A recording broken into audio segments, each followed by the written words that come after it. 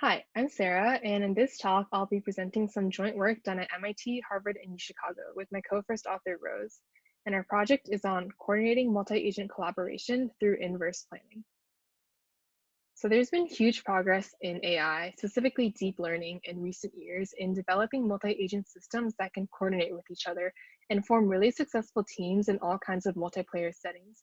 For example, OpenAI 5 was a team of 5 bots trained to play the video game Dota, and it has beaten many professional human teams. The problem is these AI systems are often specialist in that they don't really coordinate well with anyone other than the teammates that they were trained with or in environments outside of one specific one. And these systems are also sample inefficient. For example, OpenAI 5 trained on the equivalent of 180 years worth of gameplay. And obviously people learn much faster than that. We know that even children can pick up cues to coordination with very few samples, such as in this study by Warnick and Tomasello that many of you have probably seen before. But in this case, without any sort of communication, without ever having seen this man before, the toddler is able to infer that the man needs help somehow and then take actions accordingly. And so this kind of ad hoc mental state inference of when others need help, even when they're complete strangers to us, which kind of feels almost common sense to us, is an ability that AI systems often lack. The Tomasello study is just one example of coordination. In general, in any setting with multiple agents, there are 3 challenges that need to be addressed. So first is divide and conquer. So agents need to be able to work on separate tasks in parallel in order to maximize their efficiency. The second is cooperation. Agents also need to be able to work together if that's necessary or if that's more efficient than working separately. And third, agents need to be able to coordinate their spatial temporal movements. So they have to avoid colliding with each other and with other obstacles. In this project, we study coordination in the domain of cooking, which is very familiar to all of us. And we were inspired by the video game Overcooked, where players basically have to work together to make these recipes. So as you can see, it's pretty complex. Because of this divider in the middle, the 2 players on the left side and the 2 on the right side have to do separate things on their own sides. So that's an instance of the first challenge, divide and conquer. But the players also have to combine objects and pass things to each other over the counter in the middle. So that's an example of the second challenge, cooperation. And lastly, as the players are all running around in this shared space, they have to avoid running into each other.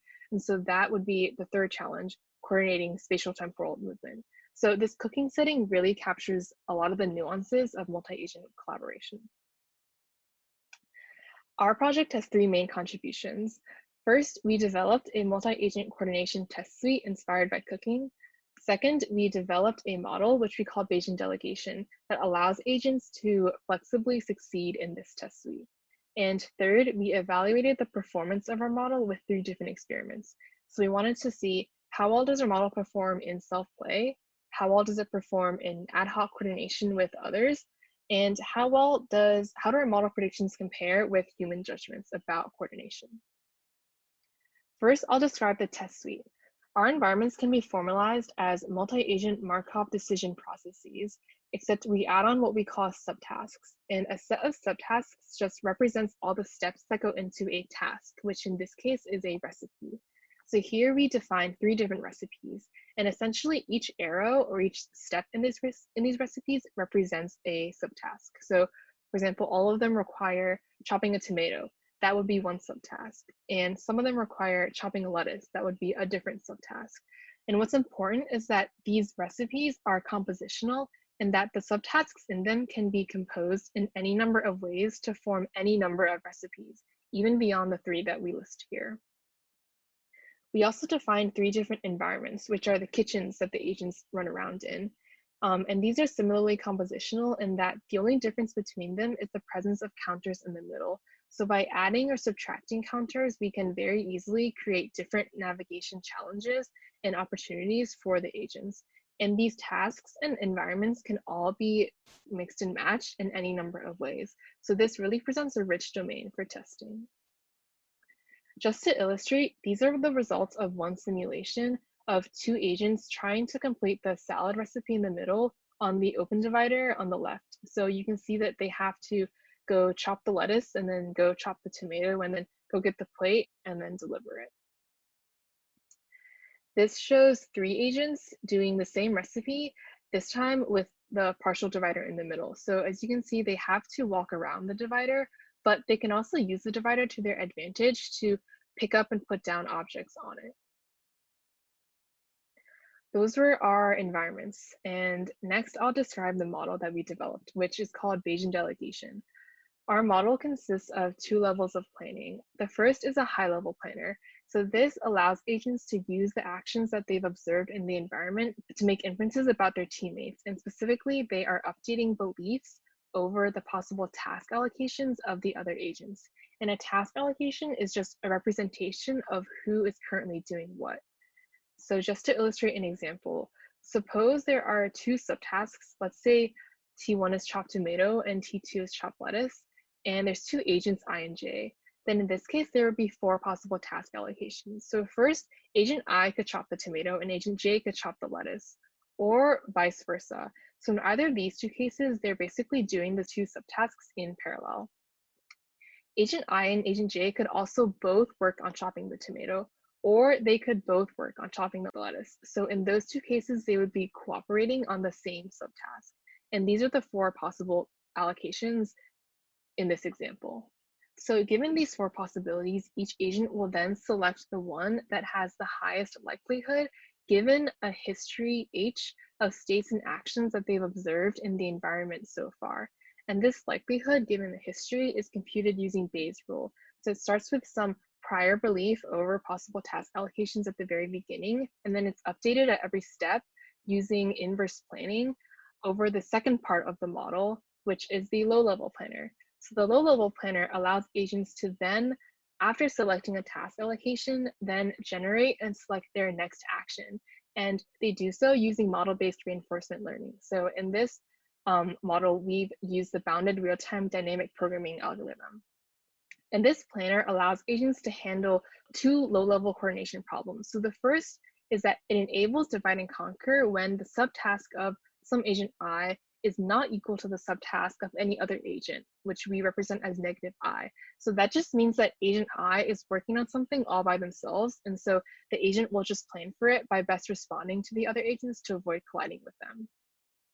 This planner also enables cooperation in the other case when the subtask of agent I is equal to the subtask of at least one other agent among negative I. And that just means that those agents are working on the same thing. So in that case, the agents will simulate an ideal joint planner in order to figure out how to best accomplish that same thing together. And it's important to note that our model is fully decentralized at both levels. So each agent does its own planning without any communication with any of the other agents. That was an overview of our model. To evaluate it, we compared it against 4 alternative baselines, which I'll describe next. So our model, remember, using the same example of the 2 subtasks and 2 agents, has 4 possible task allocations. And our model will set the prior for each of these to be inversely proportional to the expected time that each one requires. So the task allocations that can be finished more quickly, which is better, will be given higher weight. And the alternative models differ in the way that they initiate these allocations and the way they plan for them. So the first alternative is the uniform priors model. This one has the same set of task allocations as our model, but the priors are initialized uniformly. So in this example, they would all be set to 1/4. The second alternative is the fixed beliefs model. And this one also has the same set of allocations and it has the same priors too, except these priors are never updated over time. The third alternative is the divide and conquer model. So these agents do not do joint planning. So they will only work on tasks in parallel with other agents. They will never work on them together. So in this example, they would only consider the first 2 possible allocations. And the last alternative is the greedy model. So these agents don't do joint planning with other agents, and they also just don't make any inferences about them at all. So they only ever consider the subtasks for themselves. So in this example, agent I would only consider the 2 subtasks for itself, and same with agent J. Now, using these 5 models, we evaluated them using 3 different experiments. So first, we tested their self-play performance. So we simulated teams of 2 and 3 agents of each of the model types on all 9 combinations of the recipes and levels. And these are the results. So we show the results here for each kitchen and recipe combination.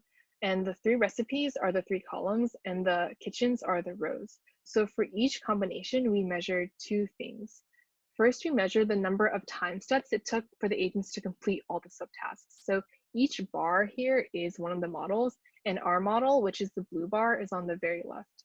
So in this case, since the tomato is the simplest recipe and since the open divider is the simplest kitchen, all the models are pretty comparable. But if we look at all the combinations, our model is generally the fastest across all the kitchens and recipes. The second thing that we measured was completion progress over time. So for this metric, the sooner and the faster the line hits the top, the better. So in this case, again, because tomato and open divider are the simplest combination, all 5 models are pretty comparable. But if we look at all combinations, our model, which is the blue line, is generally the fastest and most successful at completing all the various kitchens and recipes. And this was just for the 2 agent teams. And we found the same thing when we looked at the 3 agent teams. So generally, our model is still the fastest and most successful at completing the variety of environments and recipes. So the self-play experiments showed us that agents with the Bayesian delegation model are most successful at coordinating with each other. The second experiment that we ran were testing ad hoc coordination abilities. So these are very similar to the self-play simulations, except that we simulated 2 agent teams pairing all 5 models with each other. And so basically each agent was put with another agent who wasn't the same as itself. And here we measured the number of time steps it took each pair to complete all the subtasks. So the lower the number or the lighter the color, the better. And we plotted them in this heat map based on what model the first agent was and what model the second agent was. And we averaged each of these across all 9 combinations. And so what we see is that generally the higher up you go and the more to the left you go, which represents the cells in which at least one agent is has the Bayesian delegation model, generally the better they do. And what's important is that Bayesian delegation generally does better with all the other models than they do with themselves, which suggests that in any pair, as long as one agent in the pair is adaptive and flexible, then the team as a whole does pretty well. So this experiment showed us that agents with Bayesian delegation are most successful at coordinating ad hoc with others who aren't like themselves. And finally, we ran a human judgments experiment. So we wanted to compare the inferences made by our model against those made by humans after watching the 2 agents. So we showed people different scenes of these agents interacting in this kitchen, and we basically unfolded these scenes over time. And at each time point, we stopped and asked them to judge the likelihood of various task allocations. And the participants made their judgments based on a slider. And then we compared their responses with the predictions made by each of the 5 models given those same scenarios. And we found that their responses correlated best with the predictions of the Bayesian delegation model. So this experiment showed us that the Bayesian delegation model predictions align most closely with human judgments compared to the alternative models. So to summarize, using theory of mind and building on decentralized planning, Bayesian delegation allows agents to rapidly infer the subtasks of others in group environments.